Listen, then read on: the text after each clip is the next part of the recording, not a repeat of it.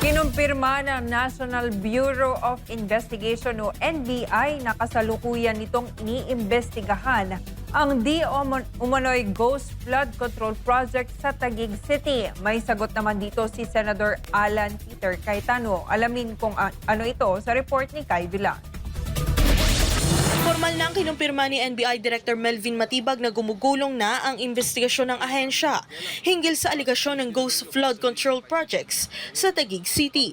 Kasunod ito ng aligasyon ni Senator Panfilo Ping Lacson na idinawit si Cayetano na sa di umano'y pagtanggap ng kickback mula sa mga nasabing proyekto. Matatandaan nag-post si Lacson sa kanyang official na X account upang ihayag ang naturang aligasyon. Ayon kay Matibag, taong 2022 nang maitala na may 11 proyektong may kaugnayan kay Senator Cayetano sa top 15 contractors na pinangalanan ni PBBM. Gate nito, matagal na nag-iimbestiga ang NBI sa nasabing aligasyon. Well, in fact, we're already investigating kasi noong 2022 meron siyang 11 proyekto dyan na somehow related doon sa mga pinangalanan na top 15 contractors. Investigahan namin yan. Kaya lang, since tinanong nyo, baka sabihin yung timing na naman. And anyway, public na naman yan dahil sinasabi ni Senator Lacson. So, I think we should mention it. Samantala, sinabi ni Cayetano na ikinagulat niya ang umano'y pagbaligtad ng pahayag ng ilang opisyal. Partikular niyang tinukoy si DPWH Secretary Vince Dizon. Ani Cayetano, 3 beses umanong kinumpirma sa kanya ng kalihim na walang ghost project. I hope hindi siya magpa-pressure and I hope he tells the truth because 3 beses niya na sinabi sa akin na binerify nila at walang ghost sa Taguig. So nung una, nung nangyari to, wala pa siya sa DPWH if I'm not mistaken. When he was in the DPWH na budget hearing dito, sinabi ko, Sec Vince, ba't hindi mo pakuha sa cellphone lang?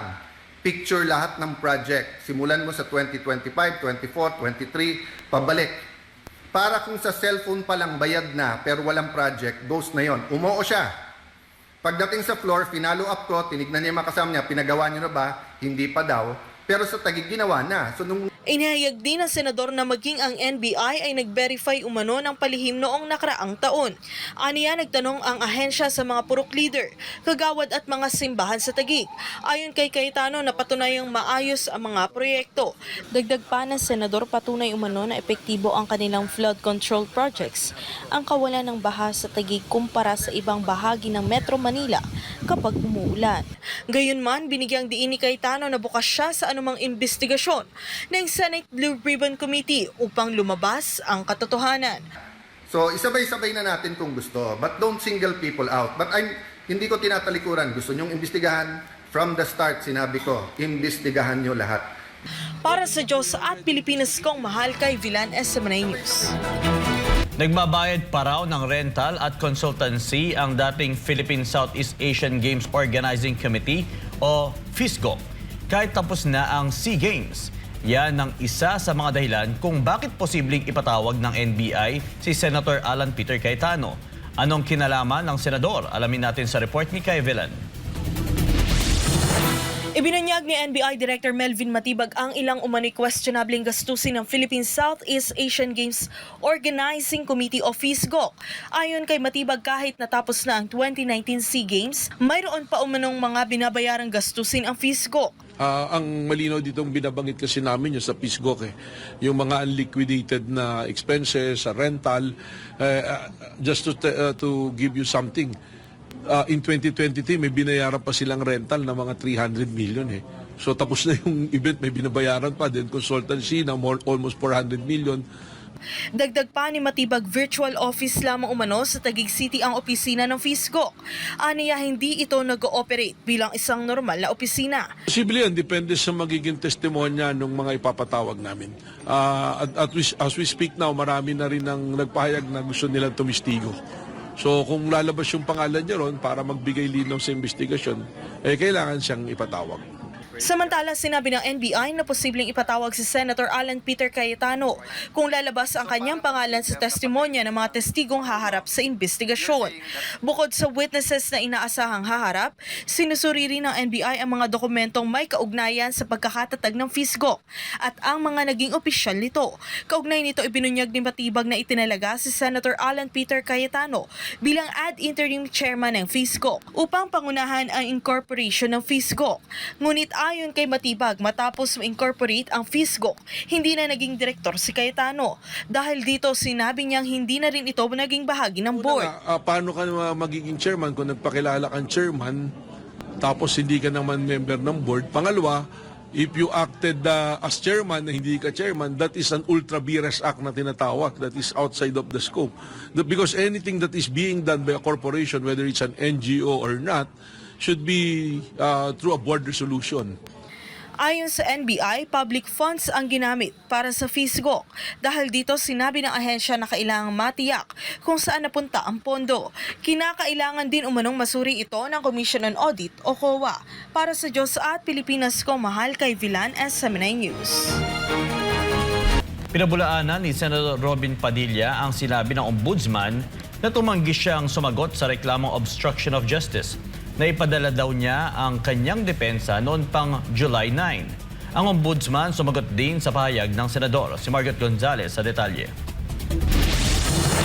Matining pinabulaanan ni Senador Robin Padilla ang sinabi ng ombudsman at tumanggi siyang sumagot sa reklamong obstruction of justice na isinampa laban sa kanya sa tanggapan. Iniharap nito ang orihinal na kopya ng kanyang naisumiting counter-affidavit sa ombudsman. Mahalaga kay Padilla na magkaroon ng paglilinaw sa isyong ito habang nasa impeachment court bilang senator judge. Ito po ay nakalulungkot para sa isang senador, sa isang senator judge, ang masabihan na hindi sumusunod sa batas. Samantalang nung tayo po ay merong mahal na saksi dito, pinaalala po natin sa kanya na harapin ang batas. Nakakalungkot po ito sapagkat hindi po ito totoo. Inaamin ko po sa inyo kung ICC lang, hindi po talaga ako susunod. Hindi ako magpapasakop sa ICC. Pero dahil ginagalang ko po ang ombudsman, dahil siya po ay aking kaibigan na itinuturing, dahil nagkaroon na po kami ng napakahabang kwentuhan sa aking opisina nung siya po ay kalihim ng hustisya, nag-file po kami. Ito po, hawak ko po ang original. Dahil sa akin po, importante ang original. Sabi ng kanyang abogado, July 9 pa sila naghalang depensa sa reklamo. Makikita raw yan sa received stamp ng ombudsman. He timely filed his counter-affidavit. It is evidenced by the received stamp by the Ombudsman on July 9 at 4:40 p.m.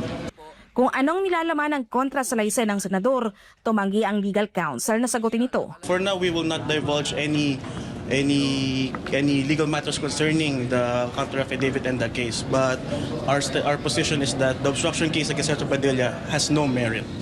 Matatanda ang una na ring itinanggi ng kampo ni dating Senate Surgeon at Arms Mau Aplasca ang naging pahayag ng ombudsman.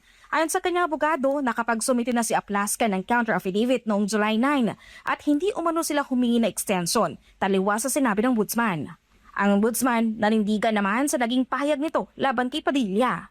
Meron siyang pinakita na isang counter-affidavit, original pa po daw ang pinakita niya, bagamat hindi ho siya nagre-reflect sa aming sistema. And it had already, the time to file a counter-affidavit had already lapsed. So we will rely on what our system says and we will take it from there. No? So as of right now, only Senator Alan Peter Cayetano's counter-affidavit reflects in our system. Una nang sinabi ng Ombudsman Boying Rimulya na makakapagpalabas sila ng resolusyon sa reklamo kahit wala ang counter-affidavit ng senador. Para sa Diyos at Pilipinas ko mahal, Margaret Gonzalez, SMNI News.